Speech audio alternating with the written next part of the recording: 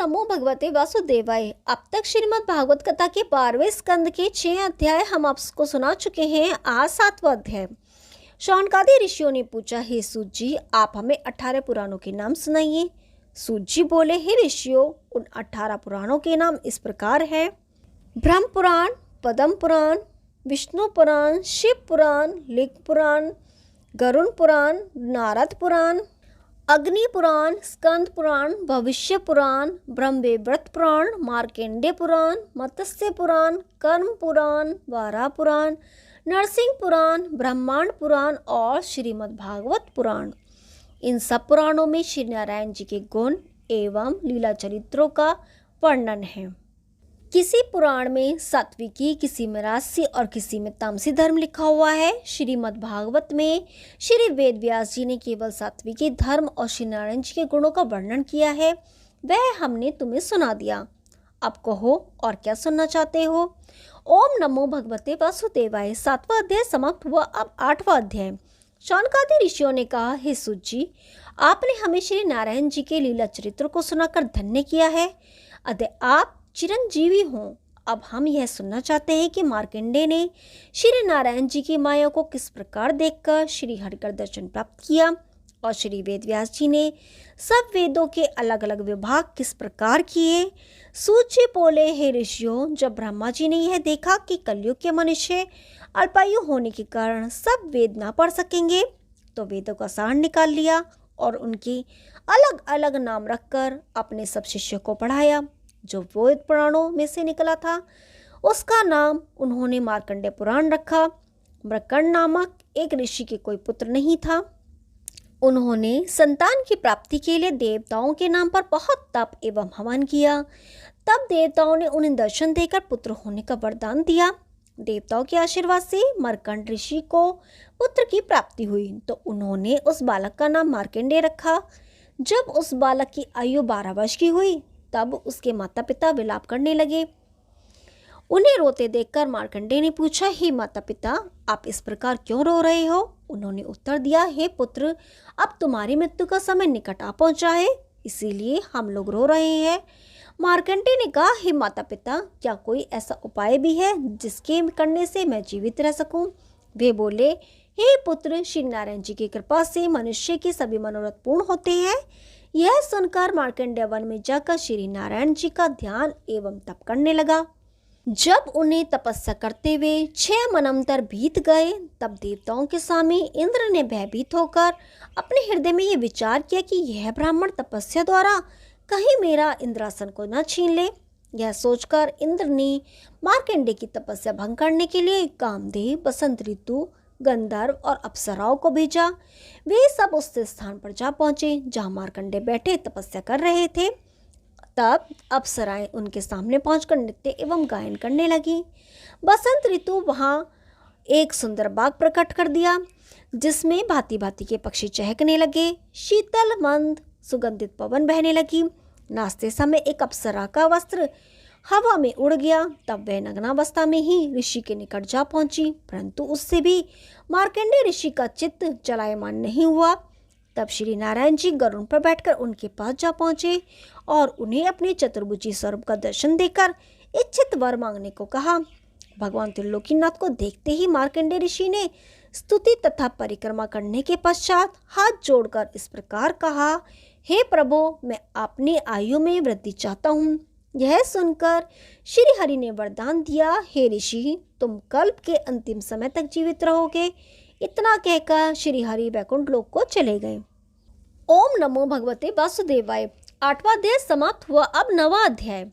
सूत जी बोले, हे ऋषियों, जब ब्रह्मा के एक दिन प्रमाण आयु पाने पर भी मार्कंडेय ऋषि ने और अधिक तपस्या तथा ध्यान किया, तब श्री नारायण जी ने उन्हें दोबारा दर्शन देकर यह पूछा कि अब तुम क्या चाहते हो।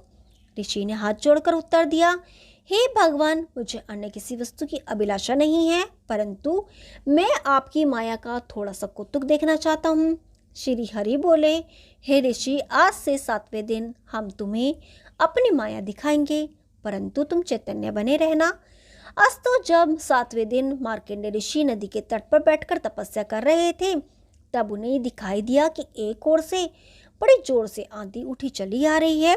इसी समय चारों ओर से प्रलय का समुद्र उमड़ता हुआ उनके निकट आ पहुंचा और जिस पर वे बैठे थे वहां अथाह जल हो गया। ऋषि उस जल में गोते खाने लगे। वे कभी जल में डूब जाते और कभी ऊपर उछल जाते थे। कभी घड़ियाल आदि जलचर उन्हें अपने मुंह में निकल जाते और कभी उगल देते थे। जब मार्कंडेय ऋषि की समझ के अनुसार सहस्रों वर्षों तक यह कर्म चलता रहा, उस समय वे अपने मन में अत्यंत लज्जित होकर यह विचार करने लगे, अब तो श्री हरि मुझे इस जल से बाहर निकाल लें। ऋषि ने अपने मन में ध्यान किया। उसी समय उस माया रूपी जल के अंदर एक टापू और उस पर एक बरगद का वृक्ष दिखाई देने लगा। कुछ ही देर में उस वृक्ष के पास जा पहुंचे। वहां जाकर उन्होंने यह देखा कि बरगद का एक पत्ता दोने के समान बना हुआ है। उस दोने में एक छोटा सा बालक अत्यंत सुंदर लेटा हुआ है। वह अपने पांव के अंगूठे को हाथ में पकड़े मुंह में डालकर चूस रहा है।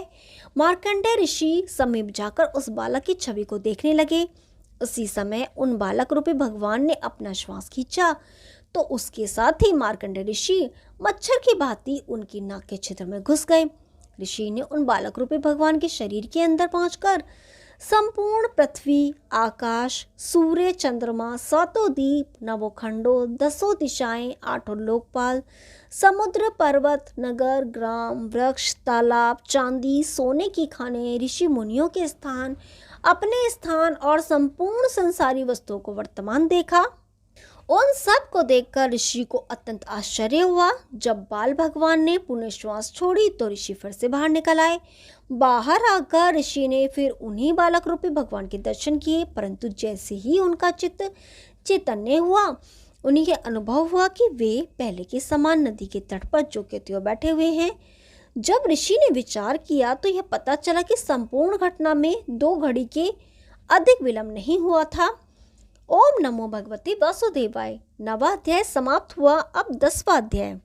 सूत जी बोले, हे शौनकादि ऋषियों, माया रूपी महाप्रलय का कौतुक देखने के बाद मार्कंडेय ऋषि ने ध्यान धरकर श्री नारायण जी से प्रार्थना की कि हे प्रभु, मुझसे बड़ा अपराध हुआ जो मैंने आपकी माया को देखने का वरदान मांगा।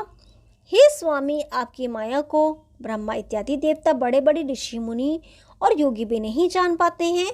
फिर मेरी क्या सामर्थ्य है जो मैं उसे पहचान सकूं? हे ऋषियों, श्री नारायण जी की महिमा को जानने के लिए सब छोटे बड़े जीव अपने सामर्थ्य के अनुसार परिश्रम करते हैं, किंतु कोई भी उनके भेद को नहीं जान पाता। एक दिन शिव पार्वती नंदी पर सवार हो गणों को साथ लिए चले आ रहे थे। मार्ग में जब उन्होंने मार्कंडेय ऋषि को श्री नारायण के ध्यान में मग्न बैठे देखा, उस समय पार्वती जी ने शिव जी से यह कहा कि हे प्रभु, इन ऋषि को तपस्या का कुछ फल अवश्य देना चाहिए। इतना कहकर श्री शिव जी पार्वती सहित मार्कंडेय ऋषि के समीप जा पहुंचे, परंतु ऋषि श्री नारायण जी के ध्यान में ऐसे मग्न थे कि उन्हें शिव पार्वती के आने का कुछ भी आभास न हुआ। यह देखकर शिव जी ने उनके हृदय में प्रवेश करके श्री हरि की चतुर्भुजी मूर्ति को अंतर्धान करके वहां अपना प्रकाश फैला दिया। जब मार्कंडेय ऋषि का हृदय में चतुर्भुजी स्वरूप के स्थान पर श्वेत वर्ण, 10 भुजा, 3 नेत्र, बागंबर और मुंडमाला पहने डमरू तथा त्रिशूल को धारण किए हुए पुरुष को स्थित देखा तो उन्होंने घबराकर अपने नेत्र खोल लिए। आंखें खोलने पर शिव जी का जो स्वरूप उन्हें अपने हृदय में दिखाई दे रहा था, वही स्वरूप प्रत्यक्ष दिखाई देने लगा। श्री शिव जी हंसकर बोले, हे ऋषि, जिस महाप्रलय में 14 भुवनों का नाश हो जाता है तथा कोई भी प्राणी जीवित नहीं बचता, उस महाप्रलय को तुमने अपनी आंखों से देखा है, इसलिए मैं तुम्हारे दर्शन करने के लिए यहाँ आया हूँ। जिस प्रकार मुझे अपना भक्त प्रिय होता है, उसी प्रकार मैं श्री नारायण जी के सेवकों को भी समझता हूँ। श्री शंकर जी के मुख से ऐसे वचन सुनकर मार्कंडेय ऋषि ने उन्हें पार्वती को दंडवत करते हुए कहा, हे नाथ, मैं आपसे ही वरदान मांगता हूँ कि श्री नारायण जी और आपके चरणारविंदों में मेरी भक्ति सदैव बनी रहे। शिव जी बोले, हे ऋषि, तुम एक कल्प तक चिरजीवी रहकर कभी वृद्धावस्था को प्राप्त न होगे। तुम्हारे हृदय में मेरी तथा श्री नारायण जी की भक्ति सदैव बनी रहेगी एवं 18 पुराणों में से एक पुराण तुम्हारे नाम से प्रकट होगा। इतना वरदान देकर शिवजी पार्वती जी के सहित वहां से चले गए। ओम नमो भगवते वासुदेवाय। 10वां अध्याय समाप्त हुआ। अब 11वां अध्याय।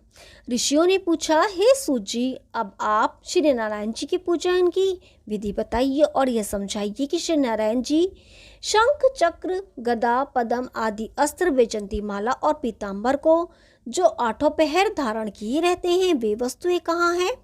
सूत जी बोले, हे ऋषियों, तुमने बड़ा गूढ़ प्रश्न किया है, इसलिए मैं अपने गुरु वेदव्यास जी को दंडवत करके कहता हूँ। सुनो, ये संपूर्ण ब्रह्मांड श्री नारायण जी का स्वरूप है। पृथ्वी उनके पांव, आकाश मस्तिष्क, सूर्य नेत्र, वायु नाक, 10 दिशाएं कान, लोकपाल भुजा, चंद्रमा मन, यमराज दांत, वृक्ष शरीर के रोए, मेघों की घटा मस्तक के बाल, पर्वत शरीर की हड्डियां, समुद्र पेट और नदियां शरीर की नसें हैं। इस संपूर्ण संसारी व्यवहार को श्री हरि का विराट रूप समझना चाहिए। जो मनुष्य श्री नारायण जी के विराट स्वरूप का ध्यान लगाकर संपूर्ण जीवों में उनकी शक्ति को एक समान देखता है तथा काम, क्रोध, लोभ, मोह आदि के वशीभूत न होकर किसी से शत्रुता अथवा मित्रता नहीं रखता, वही मुक्ति पद को प्राप्त होता है। कौस्तुभ मणि श्री नारायण जी की ज्योति है, वैजंती माला माया है, चारों वेद पीताम्बर, ओमकार या गोपवीर, सांख्य शास्त्र मुकुट, ब्रह्मलोक और शेषनाग उनके बैठने का सिंहासन, सतो गुण पदम, पराक्रम गदा, जल तत्व शंख, अग्नि तत्व सुदर्शन चक्र, आकाश तत्व खड़ग, काल संग्रंग धनुष है तथा श्री हरि के तरकस में सब जीवों के कर्म रूपी बाण भरे रहते हैं। श्री नारायण जी का छत्र वैकुंठ है। वेद, गरुण स्वरूप, शक्ति लक्ष्मी तथा उनकी विभूति नंद सुनंद आदि पार्षद है। श्री नारायण जी अपने भक्तों पर प्रसन्न होकर उन्हें शंख, चक्र, गदा, पद्म आदि धारण किए हुए दर्शन देते हैं। उनकी महिमा को कोई नहीं जान पाता। मैंने अपने गुरु की कृपा से आप सब लोगों को यह कथा सुनाई है। जो मनुष्य प्रतिदिन प्रातःकाल उठकर शंख, चक्र, गदा, पद्मधारी श्री नारायण जी का ध्यान धरता है, उसे श्री हरि कृतार्थ कर देते हैं। ओम नमो भगवते वासुदेवाय। 11वां अध्याय समाप्त हुआ। अब 12वां अध्याय। सूत जी बोले, हे ऋषियों, तुमने श्रीमद् भागवत को जो अमृत रूपी कथा सुनी है, उसमें प्रारंभ से अंत तक श्री नारायण जी के लीला चरित्रों का वर्णन है। सर्वप्रथम श्री वेदव्यास जी और नारद जी का संवाद, तत्पश्चात राजा परीक्षित की कथा, जिस प्रकार उन्हें शमीक ऋषि ने श्राप दिया था, तदुपरांत सुखदेव जी का राजा परीक्षित के पास आगमन, नारद जी और ब्रह्मा जी का वार्तालाप, श्री हरि के अवतार का वर्णन, विदुर और उद्धव जी का भेंट, मैत्रेय जी का विदुर को ज्ञानोपदेश, ब्रह्मांड की उत्पत्ति, श्री हरि का वरा अवतार धारण कर हिरण्याक्ष को मारना, कपिल देव जी द्वारा अपनी माता देवहूति को सांख्य योग का उपदेश, सती के शरीर का त्याग की कथा, दक्ष के यज्ञ विध्वंस होने का वर्णन, राजा ध्रुव, पृथु, प्राचीन बहिष, पुरंजन और प्रियव्रत का हाल, सातों द्वीप, नवोखंडों और 7 समुद्रों का वर्णन, व्रतासुर दैत्य की कथा, नरसिंह अवतार, भक्त प्रहलाद और गजेंद्र मोह की कथा, कच्छप अवतार, समुद्र मंथन, राजा बलि तथा वामन अवतार की कथा, राजा पुरुवा और उर्वशी नामक अप्सरा का हाल, सूर्यवंशी राजाओं का वर्णन, परशुराम एवं रामचरित्र अवतार, राजा दुष्यंत, रानी शकुंतला, राजा ययाति, देवयानी, यदुवंश और वासुदेव जी का हाल, भगवान श्री कृष्णचंद्र जी का जन्म, उनका गोकुल में जाना तथा नंद यशोदा को सुख देना, गोपी और गोपालों का हाल, श्री कृष्णचंद्र जी का मथुरा में जाकर कंस को मारना, जरासंध आदि से युद्ध, द्वारकापुरी का बसाना, रुक्मणी आदि 8 पटरानियों के विवाह का वर्णन, भौमासुर को मारकर 16,108 राजकन्याओं के साथ विवाह की कथा, अधर्मी राजाओं और दैत्यों को मारने का हाल, कौरव पांडवों द्वारा महाभारत कराकर पृथ्वी का भार उतारने का वृत्तांत, दुर्वासा ऋषि के शाप से 56 करोड़ यदुवंशियों का नाश कराने का वर्णन एवं श्री हरि के परमधाम गमन का हाल हमने तुम्हें सुनाया है। संसारी मनुष्य को चाहिए कि वे अपनी जीवा से 8 पहर श्री नारायण जी का नाम ले और कानों से लीला चरित्रों को सुने, परस्पर श्री हरि के गुणों और महिमा की चर्चा करते हुए जहाँ तक बन सके श्री नारायण जी के चरणों में अपना ध्यान लगाएं। संपूर्ण जीवों पर दया रखें और अपनी शक्ति के अनुसार मन वचन कर्म से परोपकार करते रहें। मनुष्य शरीर पाने का यही फल है। भगवान वेद व्यास जी ने श्री नारायण जी के निर्मल यश का जैसा वर्णन श्रीमद् भागवत महापुराण में किया है, वैसा अन्य किसी पुराण में नहीं किया। हे ऋषियों, जिन श्री सुखदेव जी की कृपा से मैंने तुम्हें अमृत रूपी कथा सुनाई है, उनके चरणों में मैं बार बार दंडवत करता हूँ। ब्राह्मणों को चारों वेद पढ़ने पर जो फल प्राप्त होता है, वही फल इस श्रीमद् भागवत पुराण को पढ़ने से मिलता है। क्षत्रियो को श्रीमद् भागवत पढ़ने और सुनने से विजय मिलती है और वैश्य को व्यापार में लाभ होता है। शूद्र के संपूर्ण पाप नष्ट हो जाते हैं। इसी प्रकार श्रीमद् भागवत की कथा चारों वर्णों को भक्ति मुक्ति देने वाली है। ओम नमो भगवते वासुदेवाय। 12वां अध्याय समाप्त हुआ। अब 13वां अध्याय। श्री सूत जी बोले, हे शौनकादि ऋषियों, जिन पर परब्रह्म प्रभु के चरण कमलों का चिंतन ब्रह्मा विष्णु महेश इंद्र समस्त मध्रुगण एवं कुबेर आदि देवतागण ऋषि मुनि एवं योगीश्वर अपने अंतःकरण में करते हुए आठों पहर उन्हीं प्रभु का भजन एवं ध्यान किया करते हैं, जिनके आदि अंत का कोई पार भी नहीं पा सका। उन श्री कृष्णचंद्र जी को मैं बार बार प्रणाम करता हूँ, जिन्होंने सब देवताओं की रक्षा करने तथा अमृतादिक 14 रत्नों को निकालने के लिए समुद्र मंथन के समय कश्यप अवतार धारण करके मंदराचल पर्वत को अपनी पीठ पर रखा था। उन प्रभु को मैं कोटि कोटि नमस्कार करता हूँ। हे ऋषिवरों, अब 18 पुराणों में जितने भी श्लोक हैं उनका वृत्तांत कहता हूँ, सुनो। ब्रह्म पुराण में 10,000, पद्म पुराण में 55,000, विष्णु पुराण में 30,000, शिव पुराण में 24,000, श्रीमद् भागवत महापुराण में 18,000, नारद पुराण में 25,000, मार्कंडेय पुराण में 9,000, अग्नि पुराण में 15,400, भविष्य पुराण में 14,500, ब्रह्मवैवर्त पुराण में 18,000, लिंग पुराण में 11,000, 12 पुराण में 24,000, स्कंद पुराण में 81,100, वामन पुराण में 10,000, कर्म पुराण में 17,000, मत्स्य पुराण में 14,000, गरुड़ पुराण में 19,000, ब्रह्मांड पुराण में 12,000 श्लोक हैं। श्रीमद् भागवत महापुराण का मूलतः तत्व श्री नारायण जी ने ब्रह्मा जी से 4 श्लोकों में कहा था। उन्हीं 4 श्लोकों को ब्रह्मा जी ने अपने पुत्र नारद से कहा था। नारद जी ने उन्हें वेद व्यास जी को सुनाया था। तदुपरांत वेद व्यास जी ने उन श्लोकों का विस्तार सहित उल्लेख करके 18,000 श्लोकों में लिखा और उस ग्रंथ का नाम श्रीमद् भागवत महापुराण रख दिया। इस पुराण के आदि मध्य एवं अंत में परब्रह्म परमेश्वर श्री कृष्णचंद्र जी की समस्त लीला कथाओं का चित्रण दिया गया है। जो मनुष्य इस महापुराण को भाद्रपद सुदी पूर्णिमा के दिन स्वर्ण सिंहासन पर अथवा सुनहरे आसन पर विराजमान करके वेद शास्त्रों के विद्वान ब्राह्मण को दान देते हैं, वे परम पद पाते हैं। श्रीमद् भागवत महापुराण अन्य 17 पुराणों में सर्वोत्तम माना गया है, क्योंकि इसमें चारों वेदों का सार दिया गया है। जिस प्रकार सब नदियों में गंगा, देवताओं में श्री नारायण जी तथा तपस्वियों में शंकर जी सर्वश्रेष्ठ हैं, उसी प्रकार समस्त पुराणों में श्रीमद् भागवत महापुराण सर्वश्रेष्ठ है। हे महानुभावों, इस पुराण को पढ़ने एवं श्रवण करने से हमारा और तुम्हारा दोनों का ही कल्याण हो जाएगा। जिन प्रभु का नाम लेने तथा नमस्कार करने से मनुष्य के समस्त शोक एवं पापों का नाश हो जाता है, मैं उन भगवान श्री वेद व्यास जी एवं महामुनि श्री सुखदेव जी को बारंबार नमस्कार करता हूँ। जिस प्रकार देवतागण देवलोक में अमृत पार करने से मृत्यु को प्राप्त नहीं होते, उसी प्रकार सांसारिक प्राणी यदि सच्चे मन से स्नेहपूर्वक एकाग्र चित्त करके एक श्रीमद् भागवत महापुराण को पढ़ता है अथवा इस अमृत रूपी कथा को अपने कानों द्वारा श्रवण करके इस पर पूर्ण रूप से विश्वास रखेंगे, उन्हें जगत में सर्प भूत प्रेतादि किसी भी प्रकार के बुरे लक्षणों का भय नहीं रहेगा। इति 12 स्कंद समाप्तम। ओम नमो भगवते वासुदेवाय। आज हमारी श्रीमद् भागवत महापुराण की समाप्ति हो गई है। यदि आपको इसी तरह के और भी बाकी पुराण सुनना पसंद है या सुनना चाहते हैं तो हमारे साथ बने रहिए पावन कथाएं पर।